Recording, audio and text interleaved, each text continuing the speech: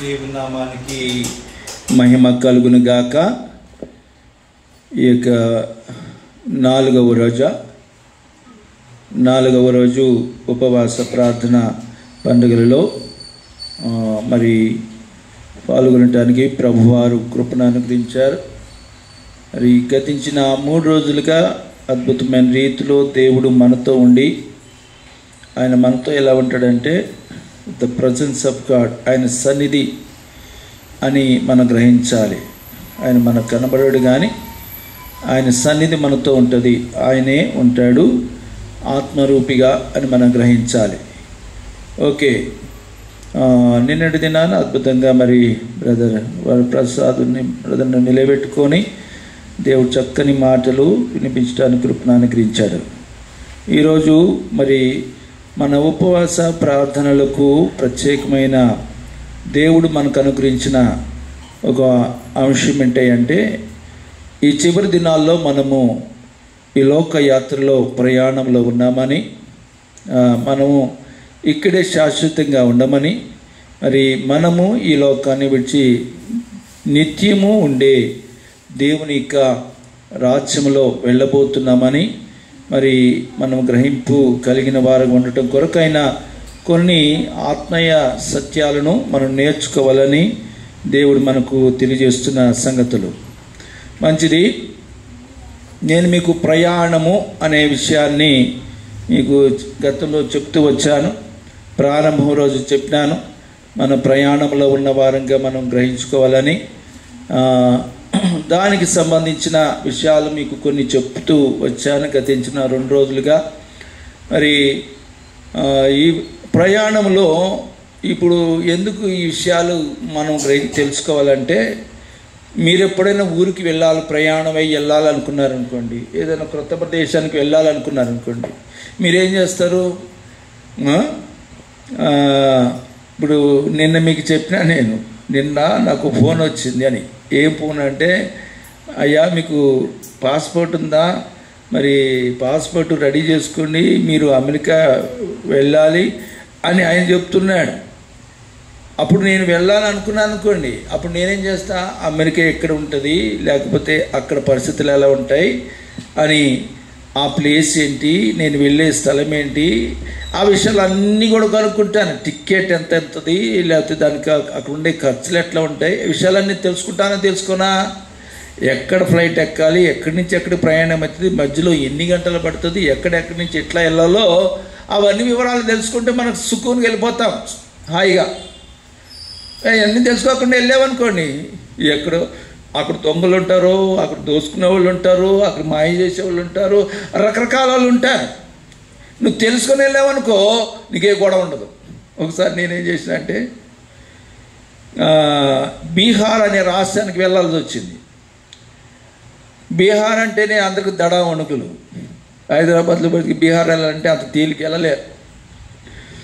మా కంపెనీ పని మీద ఇండియన్ ఆయిల్ కార్పొరేషన్ లిమిటెడ్ అనే కంపెనీ వర్క్స్ మీద వెళ్ళవలసి వచ్చింది. అప్పుడు నేనేం చేసిన అంటే, అరే బాబా, అసలే బీహార్ అది ఏదేదో బెంగళూరు లాంటి అందమైన రాష్ట్రం కాదు అది, మరి కేరళ లాంటి అందమైనది కాదు అది బీహారు, అక్కడ కచ్చా బచ్చా వాళ్ళు ఉంటారు అన్నట్టుగా నేను ఆలోచించి మొత్తం ఎంక్వైరీ చేసిన. అయితే నేను ఫ్లైట్కి వెళ్ళటం జరిగింది. ఆ ఫ్లైట్లో అక్కడ దిగంగానే ఇక వాళ్ళందరూ వచ్చేసారు. ఎవరు ఎక్కడికి వెళ్ళాలరా, ఎక్కువ ఎందుకంటే ఎయిర్పోర్ట్లో అక్కడ వాళ్ళందరూ క్యాబ్ వాళ్ళు, ఆటో వాళ్ళు అందరూ, ఇంక మిగతా వాళ్ళు రారు కానీ క్యాబ్ వాళ్ళు మెయిన్ వస్తుంటారు. ఇప్పుడు వాళ్ళని ఎవడు ఎటు తీసుకెళ్తాడు నాకేం తెలుసు, నాకు భాష అయితే వచ్చు కానీ ఆడు మనిషి ఎలా అంటాడు మనకు తెలియదు. అందుకని నేను వాళ్ళందరినీ అబ్జర్వ్ చేస్తాను. ఎవడు సాధువుకున్నాడు వాడిని పట్టుకొని ఆ చలరబాబు తీసుకెళ్తా. వాడు కళలో చూసి నేను తెలుసుకొని అప్పుడు మనం సెలెక్ట్ చేసుకుంటా. వాళ్ళందరూ అంటారు, ఎవడెవడో ముందుకు వచ్చాడో ఆ దగ్గరికి వెళ్ళకూడదు, మనం ఎక్కడ వెనకాల ఉన్నాడు వాళ్ళు పిలుచుకోవాలి. ఇంటి ఎవడెవడు ముందుకు వచ్చి బాగా మనల్ని ఇది చేస్తూ ఉంటాడు. ఏమని, అయ్యో అట్లా ఉంటుంది ఇట్లా ఉంటుంది అని చెప్తూ ఉంటాడు. ఆడే కంపల్సరీ మోసం చేస్తాడు. మోసం అంటే ఏం లేదు, 10 రూపాయలు దాన్ని 100 రూపాయలు వసూలు చేస్తాడు, అంతకంటే ఏం లేదు. ఇంకా మాయగాళ్ళు ఇంకేమీ చేసేస్తాడు. నేను ఎందుకు ఇవన్నీ చెప్తున్నానంటే, అప్పుడు నేను అన్ని వివరాలు కనుక్కొని ఎక్కడెక్కాలి, ఎక్కడ దిగాలి, చక్కగా బీహార్ రాష్ట్రంలో గమ్యస్థానానికి వెళ్ళడం జరిగింది. అక్కడ ఉన్న కాలం అంతా కూడా మరి అక్కడ పరిచర్య చేయటానికి, సేవ చేయటానికి, సువార్తను ప్రకటించడానికి ప్రభు చక్కటి మరి దాదాపు 4-5 సార్లు అంటే 3 టైమ్స్ ఫ్లైట్లో వెళ్ళాను. ఒక్కసారి మాత్రం ట్రైన్లో వెళ్ళటం జరిగింది. ఆ విధంగా నేను ప్రయాణం చేయటం జరిగింది. అప్పుడు ఇవన్నీ కూడా వివరాలు కొంటాం. అలాగుననే మనము భూలోకను విడిచి పరలోకానికి వెళ్తున్నాం. ఈ వెళ్ళే యాత్రలో చాలామంది యాత్ర చేసి వెళ్ళిపోయారు.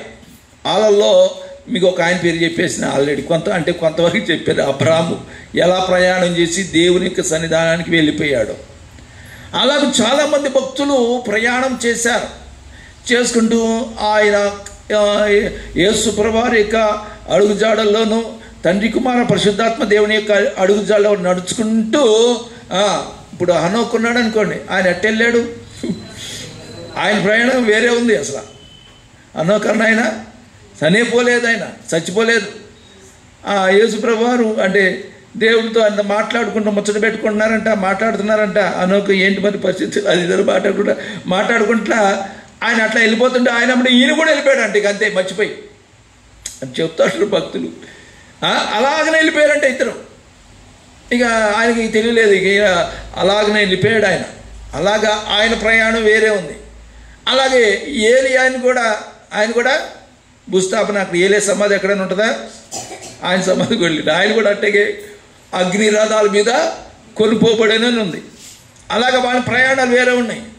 అయితే నేనేమంటున్నానంటే తండ్రి అయిన దేవుడు ప్రయాణం కూడా ఉంది, అలాగే కుమారుడైన దేవుడు ప్రయాణం కూడా ఉంది, అలాగే పరిశుద్ధాత్మ దేవుని ప్రయాణం కూడా ఉంది. ఇవి కూడా తెలుసుకోవాలి. వారు మనుషులతో అనగా ఆ త్రియేక దేవుడు తండ్రి అయిన దేవుడిగా, యెహోవా దేవునిగా, యేసుప్రభు వారిగా, పరిశుద్ధాత్మ దేవునిగా వారు చేసిన ప్రయాణాలు ఉన్నాయి. ఇప్పుడు తండ్రి అయిన దేవుడి గురించి చెప్పాలంటే ఆయన ప్రారంభం నుండి నేటికి ఆయన తండ్రి గురించి మనం వింటూనే ఉన్నాం. ఆయన మనకు అన్ని విధాలుగా సహాయ సహకారాలు అందిస్తున్నారు. తండ్రి అయిన దేవుడు కుమారుని పంపించాడు, కుమారుడైన దేవుడు పరిశుద్ధాత్మను పంపించాడు. ఈ సర్కిల్ నడుస్తూనే ఉంది. అంటే ఈ సృష్టికి ఆరంభం కాదు, అసలు విశ్వానికే ఆరంభంలో ఉన్నటువంటి ఆ కాలం నుండి తండ్రి అయిన దేవుడు ఉంటున్నాడు. ఆయన యేసు ప్రభువారు వచ్చేదాకా ఆయన ఫుల్ యాక్టివ్గా పనిచేశాడు. ఆ తర్వాత సైడ్గా పనిచేశాడు. అర్థమవుతుందా? యేసు ప్రభువారు భూమి మీదకి వచ్చేంత వరకు కూడా ఎవరు పనిచేస్తున్నారంటే తండ్రి అయిన దేవుడు పనిచేస్తున్నాడు ఫుల్ యాక్టివ్గా. అప్పుడు మరి యేసు ప్రభువారు ఎక్కడున్నారంటే ఆయన మరి స్లీపింగ్ మోడ్లో ఉన్నాడు అన్నట్టు. అంటే ఆయనకి ప్రత్యక్షంగా రాలేదు కానీ పరోక్షంగా ఉన్నాడు. అర్థమవుతుందా? రెండోది, ఆ పరోక్షంగా కనబడకుండా యెహోవా దూతగా పిలువబడుతున్న ఆ యేసు ప్రభువారు ప్రత్యక్షంగా 2000 సంవత్సరాల క్రితం భూమి మీదకి దిగి వచ్చారు. ఆయన ఒక ప్రయాణం. ఆయన ప్రయాణం ఎన్ని సంవత్సరాలు చేశారు? 33.5 సంవత్సరాలు భూమి మీద ఆయన జీవించి ఒక్క చోట్ల మరి వాళ్ళమ్మ నాయన అంటే అమ్మ నాయన అంటే మరియమ్మ తల్లి గారు, యేసేపమ్మ గారు, వారు ఇద్దరు భోజనం వండి పెడితే తినుకుంటా కూర్చొని ఆయన వాళ్ళ నాయన అంటే మారుతండి అంటే ఎన్నిక చేయబడిన తండ్రి ఆయన వడ్రంగి పని చేస్తుంటే చెక్కలు యేసుప్రభువారు కూడా కుర్చీలు చేసి టేబుల్లో చేశాడు. ఆ టేబుల్ చేసుకుంటా చక్కడ పట్టుకుంటా దువడ పట్టుకుంటా చేసిన అమ్ముకుంటా ఆయన ప్రయాణం అలాగే లేడు ఇంటికాడ. ఆయన 30 సంవత్సరాలు రాగానే ఇల్లుని విడిచిపెట్టి మొత్తం దేశమంతా తిరగటం ప్రారంభించాడు. అర్థమైతే దాని నుంచి బయలున్నట్టుగా మొత్తం అంతా తిరిగి స్వార్థ పరిచర్య బూదిగా ఆయన తిరిగాడు. తిరిగిన తర్వాత 12 మంది చేసి వాళ్ళని కూడా దింపాడు. వాళ్ళని కూడా దింపి మీరు కూడా తిరగండి అన్నాడు. వాడు బూది మామూలుగా కాదు, బూది గంతలకు వెళ్ళిపోండి అన్నాడు. అంటే ప్రయాణం చేయండి అన్నాడు. అలాగే వారు ప్రయాణం చేసుకుంటూ వచ్చేసారు. పరిశుద్ధ గ్రంథంలో ఈ ముగ్గురు అంటే తండ్రి కుమార ఈ పరిశుద్ధాత్మ దేవుడి గురించి చెప్తే అప్పుడు దాకా ఆయన కూడా స్లీపింగ్ మోడ్లో ఉండి ఆత్మ అని ఎక్కడ వస్తుందో పరిశుద్ధాత్మ దేవునికి సూచనగా ఆయన ఉన్నాడు. అనగా దేవుని ఆత్మ దావీదు మీదకు రాగా అప్పుడు సౌల్లో ఉన్న దెయ్యాన్ని వెళ్ళిపోయినట్టుగా ఉన్నట్టుగా మనం చూస్తాం కదా. ఆ విధంగా పరిశుద్ధాత్మ దేవుడు మరి దానియేలు మీదకి ఆయా సందర్భాల్లో మనం చూస్తాం, కానీ ప్రత్యక్షంగా లేదు. అయితే ఎప్పుడైతే యేసుప్రభువు భూమిని విడిచిపెట్టాడో అప్పుడు పరిశుద్ధాత్మ కాలం ప్రారంభమైంది అంటాం. ఎందుకంటే నేను వెళ్ళి మీ కొరకు నేనేం చేస్తా, ఆదరణకర్తను పంపిస్తా అన్నాడు. పంపించాడు. ఇప్పుడు ఆయన నడుస్తున్నాడు. కాలం ఇది. ఆయన ప్రయాణం మనతో ప్రయాణం చేస్తున్నాడు. ఆయన మనకు కావాల్సిన అన్ని అవసరాలు, అక్కర్తలు, మనకు కావాల్సిన ఇబ్బందుల్లోంచి అన్ని విషయాల్లో ఇప్పుడు డైరెక్ట్గా మనకు సహాయం చేసేది ఎవరయ్యా అంటే పరిశుద్ధాత్మ దేవుడే. యేసుప్రభువు వారు మన కొరకు ప్రార్థన చేస్తున్నాడు. తండ్రి అయిన దేవుడు మొత్తం చూసుకుంటున్నాడు. ఆయన ప్రభువు యేసుక్రీస్తు వారు ఆయన అక్కడ మన కొరకు విజ్ఞాపన చేస్తున్నాడు. పరిశుద్ధాత్మ దేవుడే యాక్టివ్గా పార్టీగా పనిచేస్తున్నాడు ఇప్పుడు. అయితే ఈ మన పరిశుద్ధ గ్రంథం గతంలో నేను చెప్పినట్టుగా మొదటి రోజున వెనకాల మ్యాప్లు చూస్తే, బైబిల్ యొక్క మ్యాప్లు చూస్తే మొట్టమొదటిగా అబ్రహాము చేసిన ప్రయాణాలు అనే ఒక మ్యాప్ ఉంటుంది. ఆ తర్వాత ఇశ్రాయేలులు చేసిన ప్రయాణాలు మరొక మ్యాప్ ఉంటుంది. మూడోదిగా చూస్తే యేసుప్రభువు చేసిన ప్రయాణాలను 4వ మ్యాప్ ఉంటుంది. చివరిగా ఎవరి మ్యాప్ ఉంటుందంటే అపోస్తలుడైన పౌలు భక్తుడు ప్రయాణించిన ప్రయాణాలు అని ఒక మ్యాప్ ఉంటుంది. ఈరోజు నేను మీకు చెప్పేది ఏంటంటే అపోస్తలుడైన పౌలు భక్తుడు చేసిన ప్రయాణాలలో ఆయన దేవుని కొరకు ఎన్ని ప్రయాణాలు చేశాడో అనగా ఆయన లైఫ్ జర్నీ అని మనం అనుకోవాలి. ఆయన లైఫ్ జర్నీలో ఏ విధంగా ఆయన ప్రయాణించాడో, దేవుని కొరకు ఇలాగా ఆయన నడుచుకున్నాడో ఆ విషయాలన్నీ మనం కొన్ని విషయాలు కొంతవరకు నేను మీకు చెప్పే ప్రయత్నం చేస్తాను. ఈ ఎందుకు తెలుసుకోవాలంటే పౌలు వలే ఆయన ఏమంటాడు, నేను క్రీస్తును పోలి నడుచుకున్న ప్రకారం మీరు నన్ను పోలి నడుచుకోండి అన్నాడుగా. ఇప్పుడు పౌలు పోలి మీరు నడుచుకోవాలనుకున్నారనుకోండి, ఒకవేళ పౌలు భక్తుడు ఏమన్నాడు, ఆయన ఒక స్టేట్మెంట్, నేను క్రీస్తును పోలి నడుచుకున్న ప్రకారము మీరును నన్ను పోలి నడుచుకోవాలి అన్నాడు. అదొక దేవుని యొక్క వాక్యము, కొటేషన్, ఆయన ఇచ్చిన కొటేషన్ రికార్డ్ చేయబడింది. అయితే ఆ కొటేషన్ ప్రకారంగా ఇప్పుడు ఆయనను అనుసరించి మనం నడుచుకోవాలనుకోండి, ఇప్పుడు మనకేం తెలవాలి, పౌలు ఎవరో తెలవాలి, ఆయన భక్తి ఏంటో తెలవాలి, ఆయన ఎలా ప్రార్థన చేశాడు, ఆయన సంగతులు ఏంటో మనం వివరంగా తెలిస్తే మనం పౌలులాగా వెంబడించవచ్చు. అర్థమైందా? పౌలుని వెంబడించడానికి మనకు వీలవుతుంది అని మీరు గ్రహించాలి. అందుకొరకు దేవుడు నాకు ఇచ్చిన సందేశాన్ని మీ ముందుకు తీసుకొస్తున్నాను. అసలు ఇంతకీ పౌలు అని ఆయన అసలు పేరు ఆయన పౌలు కాదు, అసలు పేరు ఆయనది సౌలు. ఈ సౌలు అన్న ఆయన ఎవరో ఆయన బ్యాక్గ్రౌండ్ కొంత చెప్తాను. అందరి పౌలు అంటారు కానీ అసలు పూర్ణంగా ఎవరికి పౌలు గురించి తెలియదు. రకరకాల భిన్నమైన వాదనలు ఉన్నాయి.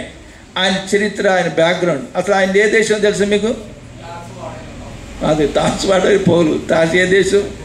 నేను ఏ దేశం అన్నా, ఏ ఊరల్లా, ఏ దేశం అయింది? ఇజ్రాయెల్ దేశం కాదైంది. అర్థమవుతుందా? ఆయన రోమా పౌరసత్వం కలిగిన వాడు. అంటే ఆ దినాలలో మొత్తం రోమన్ గవర్నమెంట్, ఆ యొక్క ఇటలీ మొదలుకొని ఇంగ్లాండ్, ఈ ప్రాంతం అంతా, యూరోపియన్ కాంటినెంట్ అంతా రోమా వారి యొక్క చేతిలో. ఆ చిన్న దేశం ఇటలీ అనే దేశం, అర్థమవుతుందా? రోమ్ అంటే రోమన్ క్యాథలిక్ అంటారు కదా, ఆ రోమన్ కాథలిక్లు అన్నట్టుగా రోమ్ సామ్రాజ్యం ఏదైతే ఉందో వారు మొత్తం ప్రపంచాన్ని ఒక అగ్రరాజ్యంగా మరి పరిపాలన చేస్తున్న దినాల్లో ఆయన తార్సు అనగా సిరియా దేశమునకు అలాగే టర్కీ దేశంకు బోర్డర్గా ఉన్న ప్రాంతంలో తార్సు అనే ఊరు ఉంటుంది. అక్కడ జన్మించాడు. ఇజ్రాయెల్లో ఆయన జన్మించలేదు. కాకపోతే ఆయన అటు రోమా పౌరసత్వం ఉంది. బెన్యామీనుడు, ఈయన ఏ జాతికి చెందినవాడు? బెన్యామీని జాతి ఇంది. అంటే వీళ్ళు ఫోర్ ఫాదర్స్ పితరులకు వెళ్తే ఏ వంశం వాడు అంటే బెన్యామీను వంశస్థుడు ఇతను. అతని మాటలోనే చెప్తాడు. మీరు కావాలంటే అపోస్తలుల కార్యముల గ్రంథం 22వ అధ్యాయం మొదటి వచనం చూడండి. ఆయన చెప్తాడు సాక్ష్యం, సహోదరులారా, తండ్రులారా, అతడు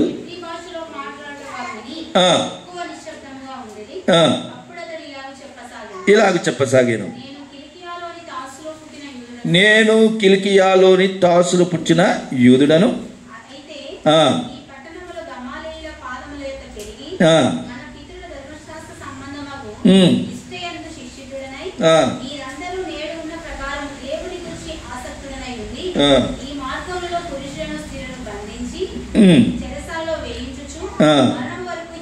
చాలు. ఇక్కడ చూడండి, ఈయన బ్యాక్గ్రౌండ్ చెప్తున్నాడు, ఇక్కడ సాక్ష్యం చెప్తున్నాడు, ఈయన టెస్టిమనీ అది. ఈయన ఏమంటాడంటే యూదుడను, తార్సులో పుట్టిన యూదుడను అన్నాడు. అంటే ఇతని వంశం అయితే యూదుడు, పుట్టినదైతే ఆ టర్కీ దేశంలో సిరియాకు దగ్గరలో ఉన్న ప్రాంతమైన కిలికియాలోని తార్సు అనే ప్రాంతము చెందినవాడు. అయితే ఇతను ప్రారంభంలో మరి పరిశుద్ధ గ్రంథంలో అపోస్తలుల కార్యంలో మనకు ఎక్కడ కనబడుతుంది అంటే 7వ అధ్యాయం చూడండి. అపోస్తలుల కార్యం గ్రంథం 7వ అధ్యాయం. నేను ముందే చెప్పిన కదా అతని పేరు, అసలు పేరు సౌలు. 7 చూడన్నా 58 చదువు.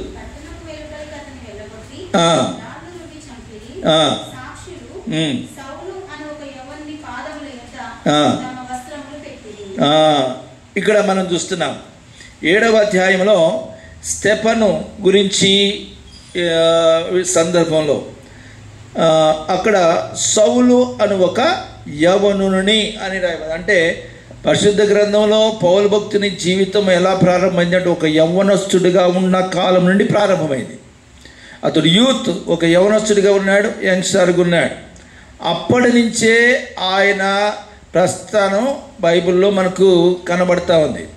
అయితే ఈ సౌలు ఆయన యూదా మతమునకు సంబంధించిన వ్యక్తి, యూదా మతం ప్రవిష్టుడిగాను, అలాగే యూదా మతం కొరకు ఆ జాతి కొరకు ఏమైనా చేయటానికి ఒక నిష్ట కలిగిన వ్యక్తిగాను, అలాగే ధర్మశాస్త్రం అంతటిని కూడా ఎరిగిన వ్యక్తిగాను, గమలీయేలు అనే ఆయన దగ్గర నేర్చుకున్న వ్యక్తిగాను, ట్రైనింగ్ పొందిన వ్యక్తిగాను, ఆయన ఒక రకంగా చెప్తే ఒక ఇంటలెక్చువల్ అని చెప్పచ్చు. ఆయన ఎవరై అంటే పౌలు ఆయన ఎవరై అంటే ఒక ఇంటలెక్చువల్ అంటే మేధావి అని అర్థం.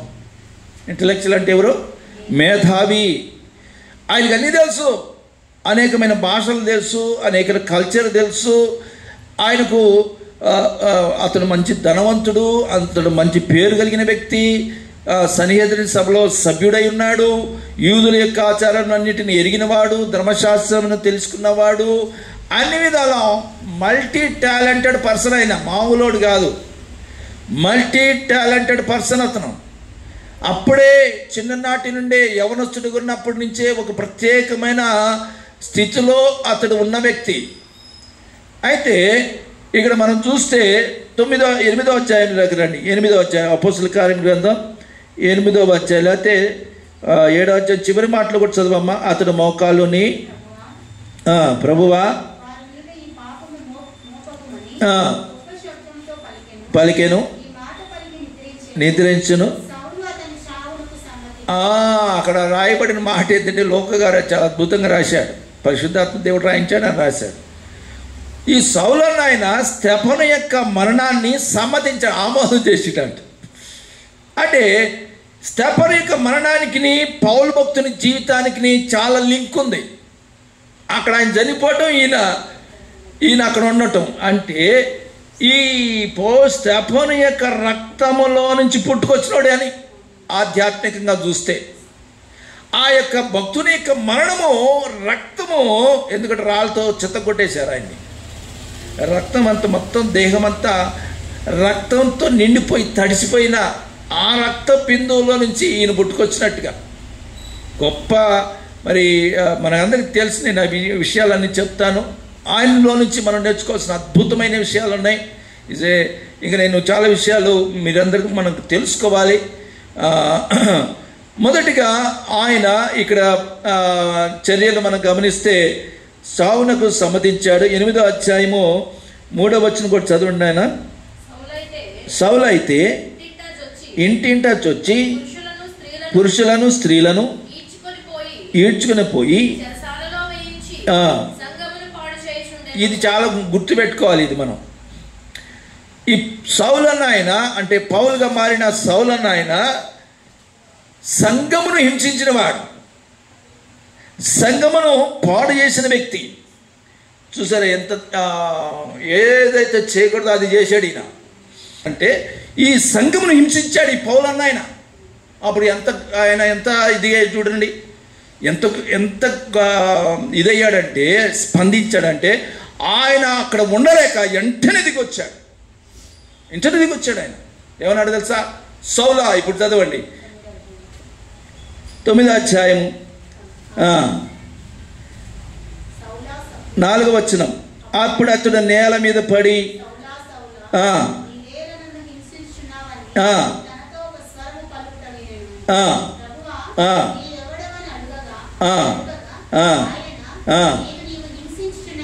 అదిగో చూడండి, ఇప్పుడు ఎవరిని తిట్టినట్టు? సంఘం అంటే దేవుని యొక్క దేహం, అర్థమవుతుందా? శిరస్సు క్రీస్తు వారు, దేహము ఆయన వధువు సంఘం. ఇప్పుడు ఇక్కడ యేసుప్రభువారు పౌలు అంతటోనే నిలదీసేసాడు, ఎవడా నువ్వు అన్నట్టుగా. సౌలా నువ్వేలా నన్ను హింసించినావు? ఆయన ఎమ్మంటే స్పందించాడు. ఇప్పుడు చూడండి, యేసుప్రభు 40 దినాలు భూమి మీద చనిపోయిన 40 దినాలు భూమి మీద ఉండదు, వెళ్ళిపోయిన తర్వాత ఈయన ఇక్కడ సౌలు విషయంలో వెంటనే స్పందించాడు యేసుప్రభువారు. అనేక సంగతులు జరిగినాయి. 3000 మంది బాప్తిస్మిస్తున్నారు, 5,000 మంది రక్షించబడ్డారు. శిష్యుల సంఖ్య బహు విస్తారంగా జరుగుతూ ఉంది, పరిచర్య జరుగుతుంది. ఇక్కడ 9వ అధ్యాయంలోకి వచ్చేలిగి యేసుప్రభువారు ఎంటర్ అయ్యారు మళ్ళా. అప్పుడు ఈయన అడుగుతాడు, ప్రభువా నీవెవడు అంటాడు. అనగానే అక్కడ ఏమనుంది?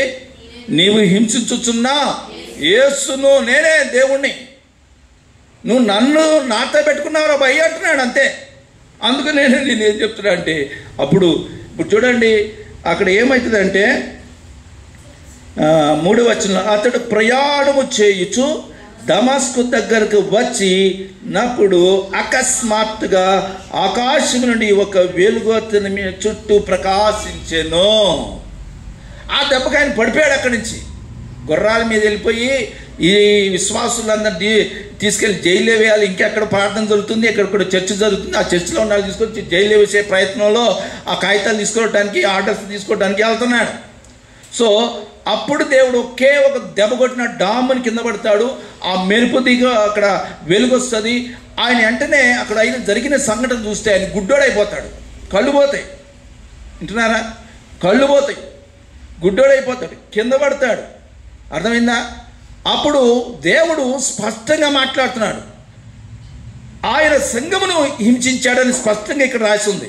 8వ అధ్యాయం. పాడు చేసిన వ్యక్తి ఇంకా మళ్ళీ అదే పని మీద వెళ్తుంటే దేవుడు వెంటనే కలుగు చేసుకుని, నువ్వెవరు? సౌలా అని చెప్పేసి అప్పుడు అతన్ని పట్టుకొని అతన్ని మార్చివేసినట్టుగా 8వ వచనం చూడండి. అంటే పడ్డాడు నేల మీద. ఇప్పుడు నేల మీద నుంచి లేచి ఏమీ చూడలేకపోయాడు. చూసినారా? ఆ మెరుపు ఆ వెలుగుకి ఆయన కళ్ళు పోయినాయి. మరి వాళ్ళందరూ బాగానే ఉంటారు, ఈయనకే పోయినాయి. వాళ్ళందరూ బాగానే ఉన్నారు, మిగతా వాళ్ళు లేచి తర్వాత దులుపుకున్నారు. వాళ్ళు ఈయనకి మాత్రం కళ్ళు పోయినాయి. తర్వాత అతడు మరి మనం చూస్తే అతను అననీయ దగ్గరికి వెళ్ళటం, అతడు అక్కడ మారుమనసు పొందటం, బాప్తిసం తీసుకోవటం, అదే సమయంలో పరిశుద్ధాత్మ అభిషేకం పొందుకోవటం, అవన్నీ మనకు తెలిసిందే. అయితే నేనేమంటున్నానంటే, మనం గ్రహించుకోవాల్సిన విషయం ఏంటంటే, పౌలు భక్తుని యొక్క జీవితం అనేది పరిశుద్ధ గ్రంథముల కల్లా అత్యంత శ్రేష్టమైన జీవితం. ఎందుకు నేను ఇలా అంటున్నానంటే, క్రొత్త నిబంధన గ్రంథములో 27 పుస్తకాలుంటే 14 పుస్తకాలు ఆయనయే. 27 పుస్తకాల్లో 14 అంటే సగానికి పైగానే. అంతే కరెక్ట్గా చెప్తాను నేను, మీరు కరెక్టే అన్నారా? 27 పుస్తకాలు కొత్త నిబంధనలో ఉన్నాయి. 27 పుస్తకాలలో 14 పుస్తకాలు పౌలు గారి రచనలే. ఈజ్ ఎ రైటర్, వండర్ఫుల్ రచయిత. అర్థమవుతుందా? Is apostle, is a pastor, is a prophet. అన్ని విధాలుగా ఆయన మల్టీ టాలెంటెడ్ కలిగిన. Is a evangelist, is a missionary. ఆయన మిషనరీ ప్రయాణం చేశాడు, సువార్తను ప్రకటించాడు, కాపరిగా ఉన్నాడు, అపోస్తలుడిగా ఉన్నాడు, ప్రవక్తగా ఉన్నాడు. ఆయన మల్టీ టాలెంట్గా దేవుని ఘనమైన గొప్ప పరిచయం చేశాడు. ఈజీగా అర్థం కావడానికి 5 విషయాలు చెప్తా మీకు. 7 విషయాలు ఉన్నాయి. ఆ 7 విషయాలతో మీకు ఈజీగా అర్థమైపోతాడు పౌలు గారు. పౌలు గారి గురించి మీకు ఈజీగా మనం అందరం తెలుసుకోవటానికి క్లుప్తపరిచి నేను చెప్తాను. మరలా రాబోయే రోజులు ఇంకా మనకి 21 రోజులలో మరలా కూడా మీకు ఇవన్నీ తెలియచేపడతాయి. పౌలు యొక్క ప్రయాణంలో ఈజీగా అర్థం చేసుకోవటానికి 7 సంగతులు మీకు చెప్తాను. దీంతో మీకు ఈజీగా అర్థమవుతుంది. మొదటిగా ఆయన యెరూషలేములో స్తెఫను చావునకు సమ్మతించినాడు కదా, అక్కడి నుంచి ఈ దమస్కు మార్గం దాకా, ఈ గుర్రమై నుంచి కింద పడ్డాడు చూడండి, అక్కడ దాకా ఒక మొదటి భాగమైంది. అంటే ఆయన రక్షణ పొందక మునుపున్న జీవితం, పాత జీవితం, సౌలుగా ఉన్న జీవితం అని మనం గ్రహించాలి. రెండో భాగం ఏంటంటే ఈ దమస్కు నుంచి, ఇప్పుడు 13వ అధ్యాయం ఒకసారి చూడండి, 13వ అధ్యాయం, దమస్కు నుంచి అంతియోక అనే సంఘము వరకు, అది రెండో భాగం పౌలు భక్తుని యొక్క జీవితంలో. అనగా ఈ రెండవ భాగంలో ఈయన చాలా ప్రాంతాలలో చాలా భక్తిగా పరిచర్య చేశాడు, ప్రార్థన చేసుకున్నాడు, దేవుని యొద్ద కనిపెట్టాడు. ఆయన వెంటనే ఎక్కడ పోయాడు అని ఉంటుందంటే, ఈయన రక్షించబడిన తర్వాత మరొక దేశం పోయాడు.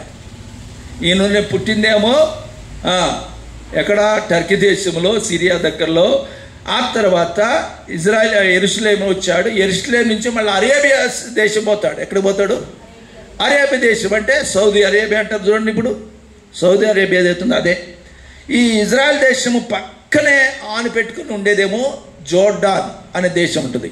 అంటే యోర్దాన్ రివర్ అవతల ఒడ్డు, అంటే మృత సముద్రం పక్కన జోర్డాన్ అనే దేశం ఉంటుంది. ఆ జోర్డాన్ దేశం పక్కనే సౌదీ అరేబియా. ఆ మోయాబు ప్రాంతం అంటారు చూడండి, అదే మోయాబు, రూతు వాళ్ళు వెళ్తారు కదా, ఆ ప్రాంతం అనమాట. ఆ మోయాబు ప్రాంతమైన ఆ ప్రాంతానికి సౌదీ అరేబియా ఈయన వెళ్తాడు. ఇప్పుడు చూడండి, గలతీయులకు రాసిన పత్రిక 1వ అధ్యాయంలో ఆ విషయం చెప్తాడు ఆయన. దాని ముందు నుంచి చదువమ్మా, అతను చరిత్ర కూడా పరిచయం చేసుకున్నట్టుగా.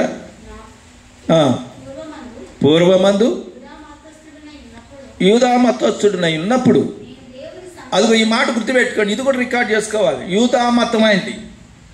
అయితే ఇప్పుడు ఇక్కడ మనం బైబిల్ భాషలో చెప్తే, లోక భాషలో కూడా చెప్తే, ఈయన మొత్తం మార్పిడి జరిగింది. ఈయనకి యూదా మతం నుంచి క్రిస్టియానిటీకి మొత్తం మార్చుకున్నాడు, ఈయన మార్చబడ్డాడు అని మనం గ్రహించాలి. ఎందుకంటే ఇతను యూదా మతస్థుడు అంటే అసలు యూదులు యేసు ప్రభువుని సేవరా నమ్మరు.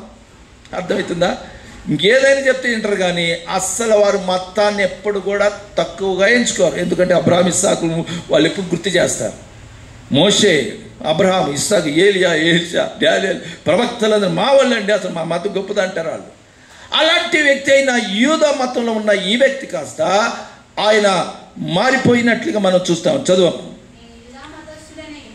ఉన్నప్పుడు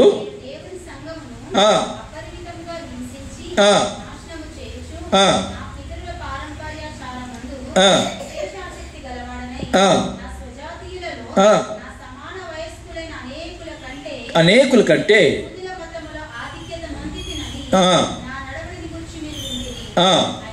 అయినను మొదలుకొని అది చూడండి, మనం యవనస్తుని కలిసి మనం చూసుకోవచ్చు. ఆయన ఎక్కడి నుంచి చెప్తున్నాడు? తల్లి గర్భం నుంచి నేను ఉన్నాను అంటున్నాడు. ఏది? దేవుని కృపలో నేను ఉన్నాను. ఆ కృపే నన్ను వెంబడించింది. ఆ కృపే స్తెఫనకు తీసుకొచ్చింది. ఆ కృపే దమస్కు తీసుకొచ్చింది.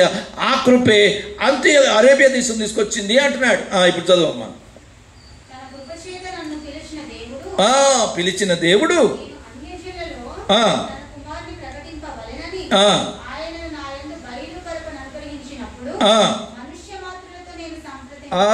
అపోస్తుల దగ్గరికి నేను అలా లేదంటున్నాడు. ఒక మాటలు చెప్తే మనుషులు అంటే అపోస్తులే, సంప్రదింపలేదు. కానీ అదిగో అదిగో అదే ఇప్పుడు మీకు అర్థమైందా? అపోస్తుల దగ్గరికి నేను వెళ్ళలేదు, వెంటనే ఇప్పుడు మీకు అర్థమైంది. ఇప్పుడు ఆయన ఎక్కడికి వెళ్ళాడు? మళ్ళీ ప్రయాణం ఎక్కడ చేశాడు?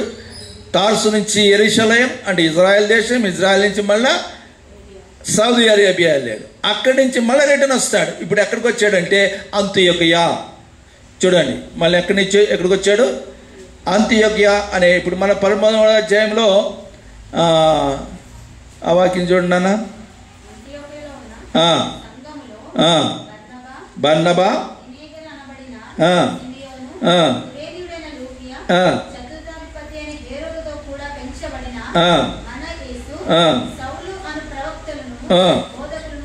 ఉండిరి. ఇప్పుడు ఆయన ఎక్కడున్నాడు? ఏ లిస్టులో ఉన్నాడు? ప్రవక్తల లిస్టులోకి వచ్చేసాడు. ఎక్కడి నుంచి? హింసించేవాడి దగ్గర నుంచి, పాడు చేసేవాడి దగ్గర నుంచి ఎక్కడికి వచ్చేసాడంటే ప్రవక్తల లిస్టులోకి వచ్చేసాడు. నేను ఇందాక అన్నా కదా ఆయన ప్రొఫెట్ అన్నానా? ఇక రాసింది ప్రొఫెట్ అని. ఈ ప్రొఫెట్గా ఉన్న ఈయన ప్రార్థన చేస్తున్నారు. ఏమైంది చూడండి.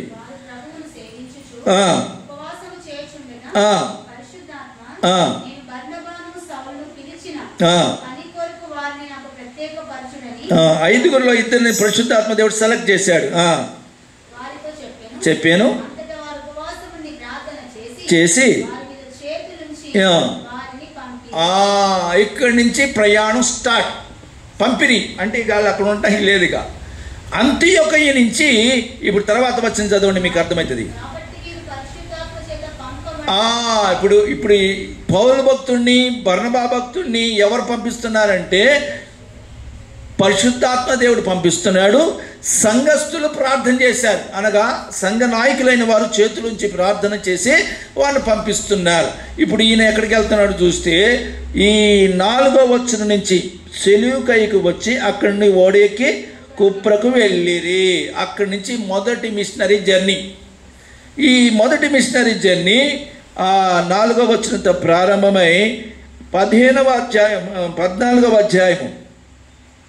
27వ వచనంతో 26వ వచనంతో ముగిసిపోతుంది. చూడండి. ఓడ ఎక్కి అప్పగించబడిన వారై అది ఇప్పుడు మీకు అర్థమైందా? ఎక్కడి నుంచి బయలుదేరారు? అంత్యోకయలో బయలుదేరారు. మళ్ళీ ఎక్కడికి వచ్చారు? అంత్యోకయకి వచ్చారు. అంటే ఒక రౌండ్ అయిపోయింది. ఒక మెయిన్ మొదటి మిషనరీ జర్నీ అయిపోయింది అక్కడికి. అంటే ఇప్పుడు ఎన్ని భాగాలు చెప్పారు? 3 భాగాలు చెప్పారు. మొదటిది యెరూషలేం నుంచి దమస్క్ నుంచి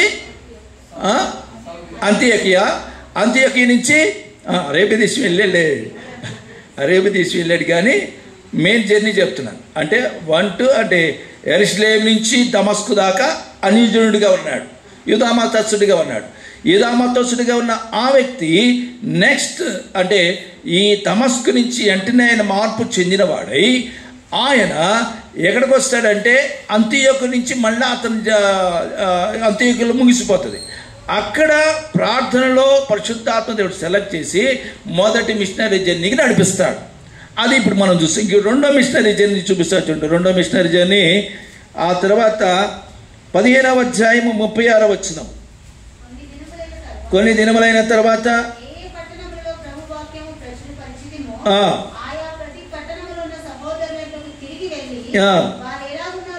చూతుమని పౌలు బర్నబాతో నేను ఆమేన్ హల్లెలూయా చూసినారు. మళ్ళీ మాట్లాడుకున్నారు వీళ్ళు. మళ్ళా జర్నీ స్టార్ట్ చేశారు. ఈ జర్నీ స్టార్ట్ అయిన జర్నీ 18వ అధ్యాయము 22వ వచనం చదవండి. 21 చదివిన ఓకే. తర్వాత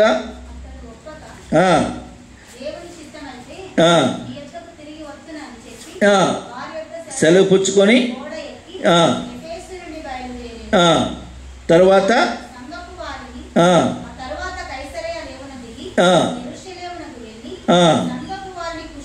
అడిగి మళ్ళీ అంత్యోకయకి వచ్చారు. ఇది సెకండ్ రౌండ్. అంటే మొదటి 2వ మిషనరీ జర్నీ.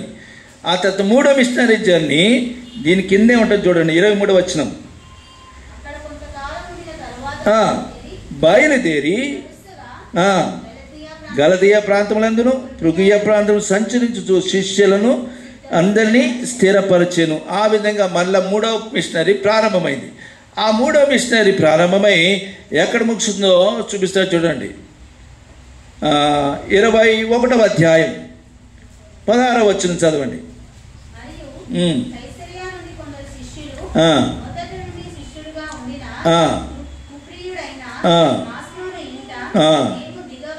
ఉద్దేశముతో ఇది ఇక్కడ వరకు 3వ మిషనరీ జర్నీ అయిపోయింది. ఇప్పుడు ఎన్ని భాగాలైనవి? 3 మిషనరీ జర్నీలు. మొదటిది అన్యజనుడు, తర్వాత రక్షింపబడిన కాలం. మొత్తం 5 భాగాలైంది. ఇంక 2 భాగాలు ఏంటంటే ఇతడు జైల్లో ఎక్కువ కాలం ఉన్నాడు. పౌలు భక్తుడు ఎక్కువగా అసలు ఈ అపోస్తులు ఎవరు అడపే కానీ ఈయన పొద్దుగులు జైల్లో ఉండేవాడు. పొద్దుగులు ఎప్పుడు చేసినా నేను ఖైదీ ఉన్నాను. 4 పత్రికలు అక్కడ జైల్లోనే ఉండి కాలం గడిపి రాశాడు. ఆయన కాలం గడిపి రాసిండంటే ఎన్ని కాలం ఉన్నాడో మీరు అర్థం చేసుకోండి. జైల్లో ఈ ఎఫెసీ పత్రిక, ఫిలిప్పీ పత్రిక, ఫిలెమోను పత్రిక, 3వది తిమోతి పత్రిక ఇవన్నీ కూడా జైలు నుంచి రాసినాడు ఆయన. ఈ విధంగా ఫిలోమోను పత్రిక, తిమోతి కాదు, ఫిలోమోను పత్రిక జైల్లో ఉండి ఆయన రాసిన పత్రికలుగా మనం చూస్తాం. అంటే ఆయన రచయితగా ఎక్కువ కాలము ఆయన రచించిన వాడిగా ఉన్నాడు. ఇకపోతే చివరి భాగం ఏంటంటే ఆయన రోమా ప్రయాణమై వెళ్ళి అక్కడ ఆయన శిక్ష విధిస్తారు. ఆ తర్వాత ఆయనకు శిరచ్ఛేదనం చేసి ఆయన చంపివేస్తారు. అంతటితో ఆయన ప్రయాణం ముగిసిపోతుంది. ఇప్పుడు మీకు అర్థమైందా? ఇప్పుడు మనం గ్రహించుకోవాల్సిన విషయం ఏంటంటే, ఇప్పుడు ఈరోజు కొన్ని మాటలు, ఇప్పుడు టైం ఎంత అయింది, 1-2 అవుతుంది కదా, ఒక 10 నిమిషాలు మీకు చెప్పి మనం ప్రార్థనలోకి వెళ్దాం. 10 నిమిషాలు ధ్యానం చేసినంత మనం ప్రార్థనలోకి వెళ్దాం. ఇప్పుడు మనం అందరం చూద్దాం. చూడండి, 3వ భాగాన్ని నేను మీకు చెప్తాను. 2 భాగాలు మనకు ఆల్రెడీ కొంతవరకు అవగాహన వచ్చింది కాబట్టి 13వ అధ్యాయం కొద్దాం రండి. 13వ అధ్యాయము 4వ వచనం. కాబట్టి వీరు, ఎందుకంటే ప్రయాణం ఇక్కడ మెయిన్ ప్రయాణం ఇక్కడ స్టార్ట్ అవుతుంది. సో వీరు పరిశుద్ధాత్మ చేత పంపబడిన వారై సెలూకైకు వచ్చి అక్కడ నుండి ఓడ ఎక్కి కుప్రకు వెళ్ళిరి. కుప్రా అనే ప్రాంతం సెలూకైకి వచ్చారు. అక్కడి నుంచి మళ్ళీ ఓడ ఎక్కారు. ఇప్పుడు చూడండి, ఈయన నడక, 2 ఓడ ప్రయాణం. ఈ ఓడ ఎక్కి కుప్రకు వెళ్ళారు. ఇప్పుడు చూడండి 5వ వచనం. వారు సలోమిలో ఉండగా యూదుల సమాజ మందిరములో, ఇప్పుడు వాళ్ళ పని ఏంది? ప్రచురిస్తమే, స్వార్థను ప్రకటిస్తమే, మిషనరీగా కౌన్సిలింగ్ చేయటం, ఎవరు కనబడితే వారికి ప్రభుని గురించి ప్రకటన చేయటమే. వీళ్ళు ఒకసారి ఎక్కడికి వెళ్ళారంటే యూదుల సమాజ మందిరంలోకి వెళ్ళి దేవుని వాక్యాన్ని ప్రకటిస్తున్నారు. అయితే ఏమి జరిగిందో చూడండి. ప్రకటించుచుండ్రి, యోహాను వారికి ఉపచారం చేయవాడై ఉండెను. అంటే అది సముద్రంలో ఒక మధ్యలో ఉన్న భాగం, ద్వీపం. ఆ ద్వీపం అంతటి పాపు అను ఊరికి వచ్చినప్పుడు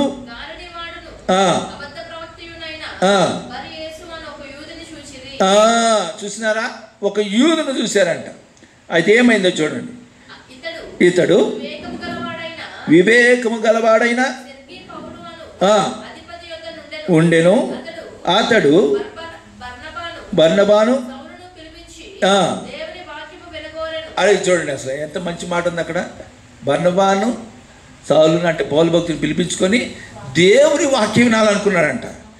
ఇప్పుడు ఇక దేవుని వాక్యం వినాలంటే ఇక వాళ్ళు ఊరుకుంటారా? వాళ్ళు ఇంక ఎంత సంతోషంతో వారు ఉప్పొంగిపోతూ ఆయన దగ్గరికి వెళ్తారు. అక్కడ జరిగిన విషయం చూడండి ఏమైందో. అయితే ఎలూమా ఆ అధిపతిని, అదిగో చూడండి, సాతానుడు అక్కడే ఉన్నాడు, ఆడలేడు. వీళ్ళిద్దరు వెళ్ళిపోయి ఆ వ్యక్తికి దేవుని వాక్యం ఎవరైతే వినాలనుకుంటున్నాడో ఆ వ్యక్తి వెళ్ళి వాక్యం చెప్పని వీళ్ళు వస్తే ఎలుమా అనేవాడు ఉన్నాడంట అక్కడ. ఎవరున్నారు? ఎలుమా. ఈ ఎలుమా అనేవాడు ఏం చేస్తున్నాడంటే వాళ్ళని విశ్వాసం నుండి తొలగిపోవాలని యత్నం చేసి వారిని ఎదిరించాను. ఎవరిని ఎదిరించాడు?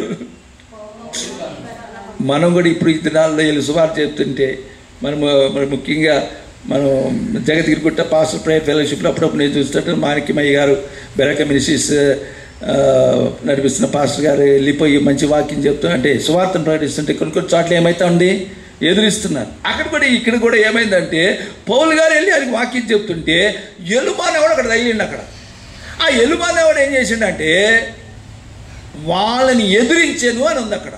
ఎవరిని ఎదిరించాడు? పౌలును బర్నబాని ఎదిరించాడంట. ఇప్పుడు చూడండి, మనం ఒకటే గమనించుకోవాలి. మనకు వ్యతిరేకతలు దేవుని వాక్యం చెప్తుంటే, సువార్తను చెప్తే వ్యతిరేకతలు రాక మానం. వీళ్ళకి వచ్చినా లేదా? అసలు వీళ్ళెవరు? పౌలు బర్నబాన అనేవాళ్ళు ప్రవక్తలు, దేవుని చేత పంపబడిన వాళ్ళు, పరిశుద్ధాత్మ చేత ఎన్నిక చేయబడిన వాళ్ళు. వీళ్ళు వెళ్ళి దేవుని వాక్యాన్ని ప్రకటిస్తూ ఉంటే అసలు వీళ్ళకి దేవుడే కదా పంపించింది, పరిశుద్ధాత్మ దేవుడే కదా పంపించింది. అసలు పరిశుద్ధాత్మ చేత పంపబడిన వారు, they are selected by Holy Spirit God. ఎంత పవర్ఫుల్ ఉంటారు వాళ్ళు. వాళ్ళతో ఎవరు పెట్టుకోకూడదు, పెట్టుకున్నారంటే వాళ్ళ పని అంతే. సో ఇక్కడ చూడండి ఏమైంది. ఇప్పుడు ఎలుమా అనేవాడు ఏం చేశాడు? ఎదిరించాడంట. ఎదిరిస్తే ఏమైంది? ఎలుమా అనే పేరుకి ఏమని అర్థం? ఆ గారిడి వాడి తగిలేదు. చాలామంది గారిడి వాళ్ళు ఉంటారు, దేవుని వాక్యం సువార్తను చెప్తుంటే, వాక్యం చెప్తుంటే గాడి వాళ్ళు పక్కనే ఉంటారు. మీరేం కంగారు, మీరు చూస్తూనే ఉంటారు. మనం చూస్తాను ఇప్పుడు చిన్నాల్లో ఈ దినాలు చాలా మంది గాడి వాళ్ళు అక్కడక్కడ ఉంటారు. ఎలుమా వాళ్ళందరూ ఏమనుకోవాలి తెలుసా? అరే ఎలుమ ఉంటాడు ఇక్కడ అనుకోవాలి. ఎవరున్నారు అక్కడ? గాడి వాడు కూడా ఎలుమా. చూడండి, దాని అర్థం గాడి వాడని. తర్వాత ఏమైంది? ఆ మాట కూడా గుర్తుపెట్టుకుని, నోట్ దిస్ పాయింట్. ఆడు ఎదురిస్తున్నాడు. ఇప్పుడు వీళ్ళు వాక్యం చెప్పాలి, వాడు ఆమె ఎదురిస్తున్నాడు. విశ్వాసం తొలగిపోవాలని సతవిధాలుగా వాడు ప్రయత్నం చేస్తున్నాడు. గాలివాడు ఇప్పుడు వీళ్ళు ఎట్ట వాక్యం చెప్పాలండి? మీరు ఆ సిచ్యువేషన్ చూడండి. ఈ ప్రయాణంలో ఉన్నాడు, సువార్త చెప్పిస్తారు, ఈ ప్రయాణంలో ఉన్నాడు. వీడు వచ్చి ఎదురిస్తున్నాడు. ఇప్పుడు ఏం చేద్దామా అనే ఆలోచనలో అక్కడ రాయబడిన మాట ఏంటంటే, పౌలు పరిశుద్ధాత్మతో నిండిన వాడై. ఇది ఇంపార్టెంట్, నోట్ దిస్ పాయింట్. పరిశుద్ధాత్మతో నిండిన వాడే ఏమన్నాడు చూడండి, తేరి చూచి సమస్త కపటముతోను సమస్త దుర్మార్గముతోను నిండినవాడా. ఇక్కడ ఐఎఫ్జే జపనే గారు చెప్పిన మాట గుర్తుకొస్తుంది నాకు. ఇక్కడ ఏ సతక బేట, ఏం బేట అదే రాసింది అక్కడ. ఏముంది అక్కడ? అపవాది కుమారుడా. అపవాది కుమారుడు అంటే సాతానిక బేట. జపనే గారు ఈ మాటే వాడతాడు ఎక్కువగా, చెప్తున్న సందర్భం వచ్చింది కాబట్టి ఇక్కడ ఉంది ఆ మాట. ఈ మాటను బట్టి ఆయన మాట్లాడేది. అపవాది కుమారుడా, ఎల్లుమా, గడివాడా, నువ్వేంటంటే ఇదిగో చదవండి, సమస్త నీతికి విరోధి. Note this point. కట్టేవాళ్ళు ఒకడు ఉంటే కూలగొట్టేవాడు ఒకడు ఉంటాడు. ఆ పని ఈయనకు కూడా బాగా తెలుసు. ఎందుకంటే మొన్నటిదాకా కూలగొట్టినవాడే ఎవరు? ఈ పౌలు అన్న ఆయన. ఈ అపోస్తలుడు దేవుని పని కడతా ఉంటే, సంఘాన్ని కడుతుంటే ఈయన కూలగొట్టుకుంటూ వస్తున్నాడు. ఎవరు? ఈ సౌలు అన్నబడిన పౌలు. అర్థమైందా? పౌలు అనబడిన సౌలు ఏం చేస్తున్నాడు? సంఘమును పాడు చేస్తూ, సంఘాన్ని చెడగొడుతూ, ఎదగనీయకుండా హింసిస్తూ ఉన్న ఈ వ్యక్తికి ఇప్పుడు ఈయనకి ఏమైంది? ఆ సమం ఎదురైంది. ఆ సమం ఎదురైంది దీనికి. అందుట్లో ఆరిదోరినోడు. దేవుని యొక్క కృపే అంటే ఆయన దేవుని యొక్క తత్వం ఏంటంటే, ఎవరైతే ఆయనకి ఎదురు తిరుగుతారో ఈయన జాగ్రత్తగా రండి. ఎవరికైతే ఆయన అందుకని ఏమన్నాడు, మునికోళ్ళకు ఎదురు తన్నుదు. అది పని ఏమవుతుంది? మునికోలు అంటే దేవుని యొక్క మునికోలు. అది అర్థమైందా? దానికి ఎదురుకి వెళ్తే ఏమవుతుంది? గెలవగలుగుతాడు ఎవరైనా? అది గుచ్చుకొని చీల్చి అదరపడేస్తుంది. అది మునుకోలు అంటే కొత్తగా ఉంటుంది, అంటే చాలా షార్ప్ ఉంటుంది అన్నమాట. దానికి ఎదురైతే అంత గుర్తులాడుతుంటే అయిపోతుంది మన పని. అలాగనే ఈ పౌలు భక్తుడు చేసాడు. పౌలు భక్తుడు ఏం చేశాడు? అదే పనులు చేశాడు. చేసినందుకు ఇప్పుడు ఏ వ్యక్తి అయితే సంఘమును చెడగొట్టాడో ఆ వ్యక్తి చేతనే దేవుడు ఆయన పని చేయించుకున్నాడు. ఇప్పుడు ఎట్టుంది? మీకు అర్థమవుతుందా? చెడగొట్టినోడే నిలబెట్టి కట్టేదట్టు చేశాడు దేవుడు. మనం ముందే చదివి అన్ని నోట్ దిస్ పాయింట్ అని ఎందుకంటే మీరు గుర్తుపెట్టుకోవాలి. సంఘమును పాడు చేసిన, చెడగొట్టిన, హింసించిన, బాధించిన ఆ వ్యక్తిని అనగా సౌలును పౌలుగా మార్చి తన పనిని చేర్చుకోవడానికి అపోస్తలుగా ఎన్నిక చేశాడు. ఆమేన్, హల్లెలూయా. అర్థమవుతుంది మీకు? ఎలుమ అనే గాడివాడు ఆ విధంగా చేశాడు. దేవునికి వాక్యాన్ని వినిపించకుండా, ప్రకటించనీయకుండా ఆయన ఇంట్రెస్ట్ ఆయన వినడానికి ఆయన సిద్ధం. నీకేమైందిరా భయ్? ఆయనకేమైందంటే ఆయన సాతానిక బేట కాబట్టి ఆడు పని అదే. ఆడెవడు అంటే అపవాది కుమారుడా. కింద ఏం రాస్తుంది? సాతానిక బేట. హిందీలో అట్టగా ఉంటుంది, సాతానిక బేట అని. అయ్యగారు అడ్డాడుగా నేను అంటున్నాను, మీకు అది గుర్తుండిపోవడానికి చెప్తున్నా. అపవాది కుమారుడా. ఇలాంటి వాళ్ళు ఉంటారు, చుట్టుపక్కల ఉంటారు. ఏమని? ఎక్కడ దేవుని వాక్యాన్ని ప్రకటిస్తుంటే దానికి అభ్యంతరం చెప్పేవాళ్ళు ఉంటారు. అలాంటి వాళ్ళందరూ ఎవరు అంటే ఎలుమాలు. వాళ్ళందరూ వాళ్ళు ఎవరు? ఎలుమాలు. ఇప్పుడు చూడండి ఏమైందో, చదవండి అమ్మా.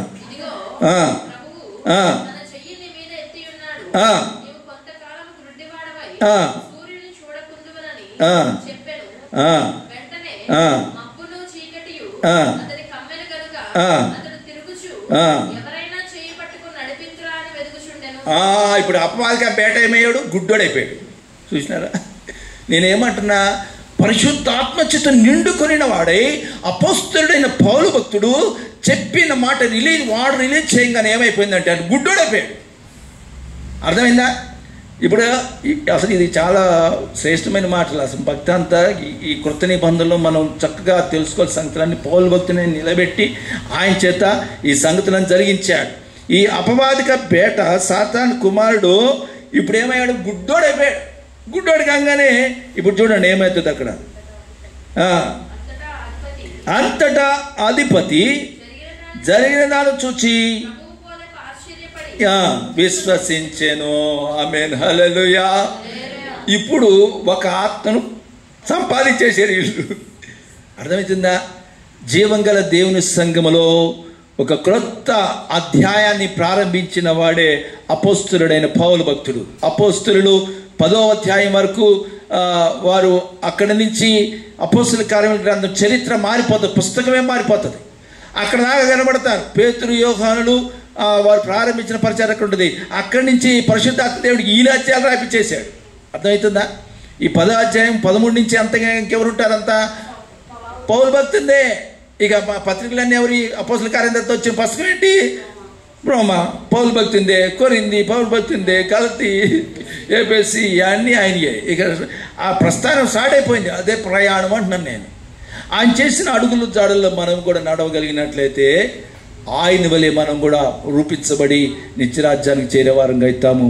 ఈ విషయాలు మీరు గమనించుకోవాల్సిందిగా రాబోయే దినాల్లో ఇది ఒక ప్రాంతంలో జరిగిన సంఘటన చెప్పాను. ఇలా చాలా ప్రాంతాలు వీళ్ళు వెళ్ళారు. ఆయా ప్రాంతాల్లో జరిగిన సంఘటనల ద్వారా మనం ఈ చివరి దినాల్లో ఇలా భక్తిని చేయాలో తెలుసుకోవటానికి ఇది ఎంతో దోహదపడుతుంది. ఈయన ప్రయాణాలు మనకు ఎంత అవసరం. అబ్రహాము ప్రారంభ విశ్వాసం ఎంత అవసరమో, ఇశ్రాయేల్ జనుని ఐగుప్తు నుంచి కనాను వరకు ఎంత ప్రయాణం ఎంత అవసరమో, అలాగే దావీదు భక్తుడి గారి ఇంకా ఆ భక్తులు చేసిన యాత్రలు, యేసుప్రభువు వారి జీవిత చరిత్రలో వాటన్నిటిలో ఈ పౌలు భక్తుని కూడా అంతే అవసరం. కాబట్టి మ్యాప్లు కూడా వేసేసారు. అంత ప్రయాణం చేసిన వాళ్ళు ఎవరు లేరు. అబ్రహాము 1600 కిలోమీటర్ల దగ్గర తిరిగాడు. ఈయన ఇంకెక్కువ తిరిగాడు ప్రయాణాలు. కనుక ఈ మధ్యాహ్న కాల సమయంలో దేవుని యొక్క వాక్యాన్ని మీరందరూ శ్రద్ధగా ఈ విషయాలు మీరు గ్రహించాలని మనం చేస్తున్నాను. మనం చేసే పరిచర్యలో అనేకమైన ఆటంకాలు వస్తాయి, వ్యతిరేకతలు వస్తాయి, ఎదిరిస్తారు, బెదిరిస్తారు, ఇవన్నీ జరుగుతూనే ఉంటాయి. అక్కడ రాయబడి మాట నేను నోట్ చేశాను. ఎందుకంటే పరిశుద్ధాత్మ దేవుడు మనకు ఉంటాడో, ఇది పరిశుద్ధాత్మ కాలం. ఆయన మనకు తోడుకుంటాడు, ఆయన మనల్ని నడిపిస్తాడు, ఆయన మనల్ని బలపరుస్తాడు. పౌలు భక్తుని నడిపించే దేవుడు, బర్నబాను నడిపించే దేవుడు మనల్ని నడిపిస్తాడు, మీతో ఉంటాడు, మనతో ఉంటాడు, మనందరినీ నడిపించేది పరిశుద్ధాత్మ దేవుడే. ఈ సమయంలో మీకు ఏ కష్టం, నష్టం, బాధ, ఇరుకు, ఇబ్బంది ఏదైనా సరే ఆయన మనకు సమస్యను పరిష్కరించే దేవుడిగా ఆయన మన మధ్యలో ఉన్నాడు. కనుక ఆయనను తలంచుకుంటూ మనం ప్రార్థన ముందుకు సాగుదాం. దేవుడి వాక్యమును దీవించునుగాక. ఆమేన్. ఈ సమయంలో ఒక పాటను పాడుకుంటూ